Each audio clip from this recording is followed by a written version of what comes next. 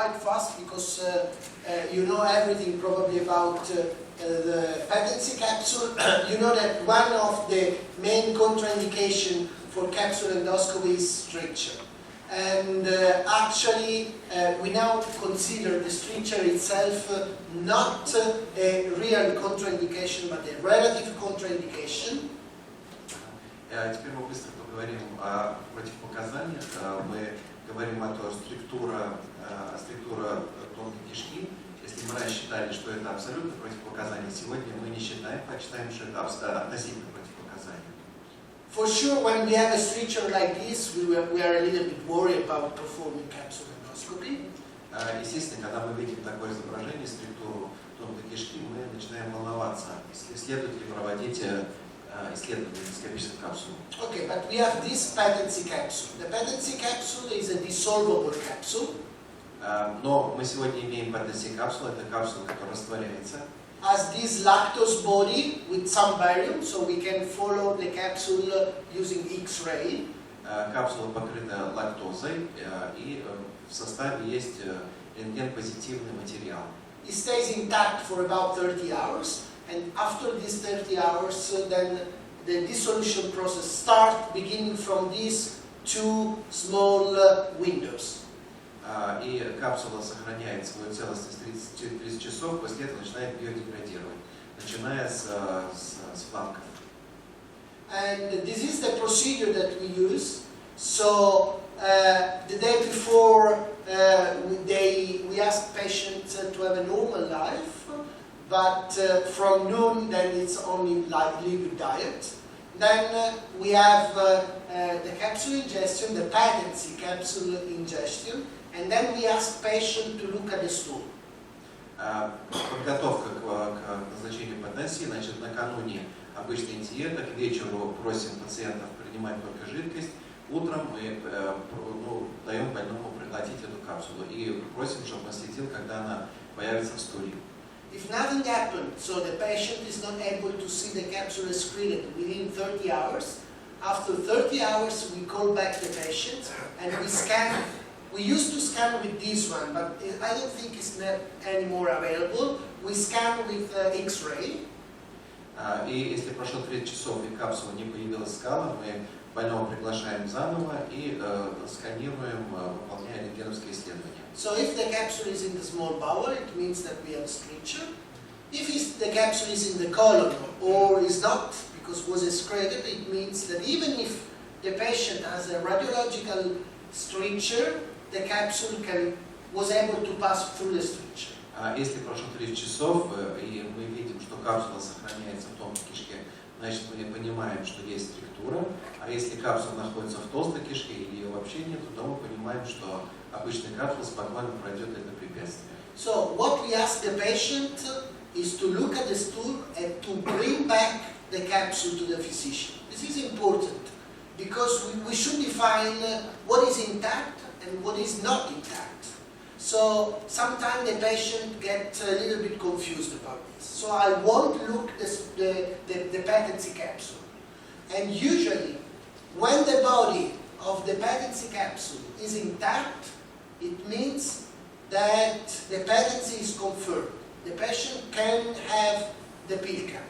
If the body is completely dissolved or the dissolution process starts, then it means that we have a tight stricture and we cannot perform the capsule, video capsule. И мы всегда, если назначаем patency капсулу, просим пациентов, чтобы они ее, извините, выловили из скала, да, и принесли доктору на осмотр, потому что это очень важно осмотреть, в каком состоянии находится patency капсула, в каком состоянии она вышла из организма. Если она вышла в неизмененном виде, то мы считаем, что этому пациенту можно выполнить эндоскопическую капсулу. А если она уже начала растворяться, биодеградировать, это говорит о том, что есть структура и назначение эндоскопической капсулы под вопросом. So we don't prepare the colon. Is it possible to find how it happened?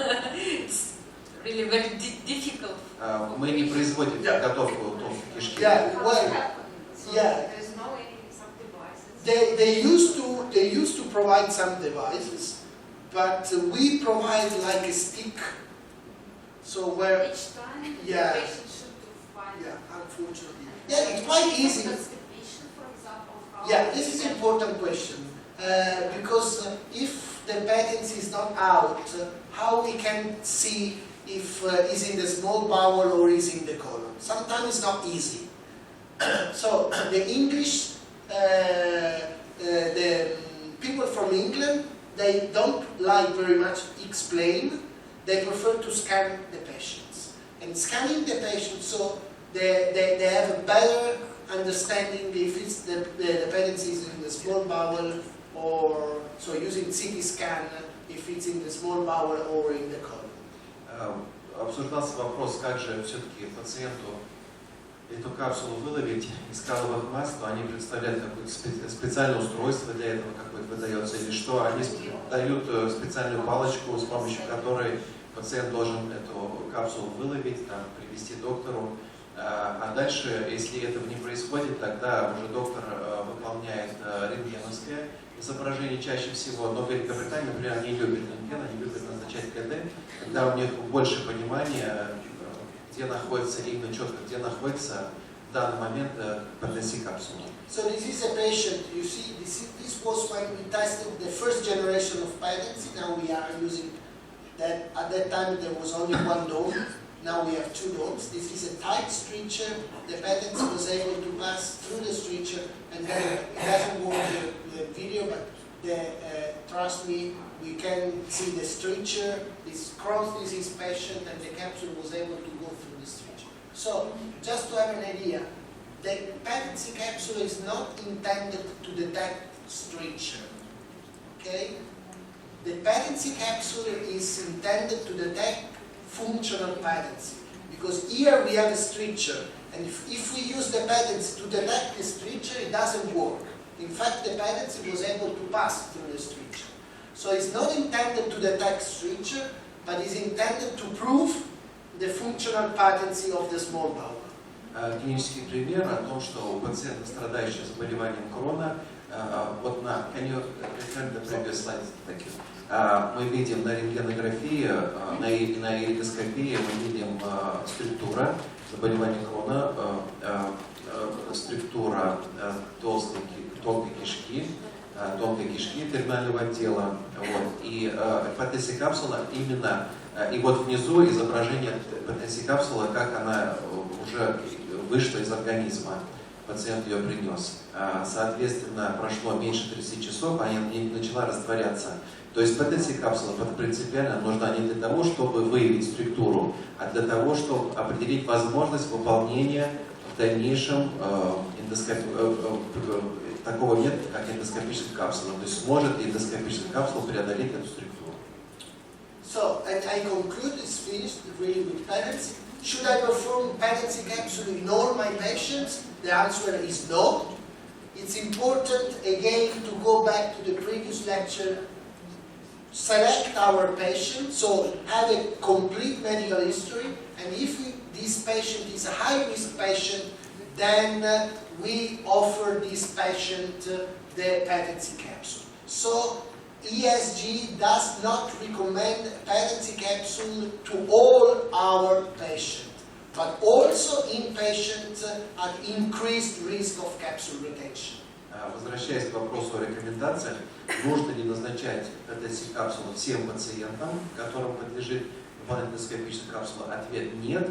То есть нужно обязательно собирать тщательно анамнез. Это пациенты, ранее перенесенные хирургические вмешательства, применяющих, как мы говорили, ПВП длительно, с явлениями обструкций, выявлять группу риска, и только у этих пациентов назначать Patency капсулу. То есть всем подряд назначать Patency капсулу не нужно. And what about Crohn's disease? Well, actually, for Crohn's disease, when we have a suspect, so in suspected Crohn's disease, ESG does not recommend the routine small bowel Patency capsule. So, in case of a suspicious of Crohn's disease and without any occlusive symptoms, there is no need to perform the Patency capsule. Why? In patients with established Crohn's disease, yes, here ESG recommends the use of patency capsule in all our patients. То, что касается больных с болезнью Крона. При подозрении на болезнь Крона рекомендация Европейского общества не рекомендует применение Patency Capsule при подозрениях. Но опять же у этих пациентов нужно искать группу риска, у которых есть признаки нарушения пассажа в ЖКТ. А при установленном диагнозе болезни Крона, вот у этих пациентов Европейское общество рекомендует начинать с применением Patency Capsule до эндоскопических капсул. Any question about Patency Capsule? Есть ли у вас вопросы по поводу Patency Capsule? Все понятно, да?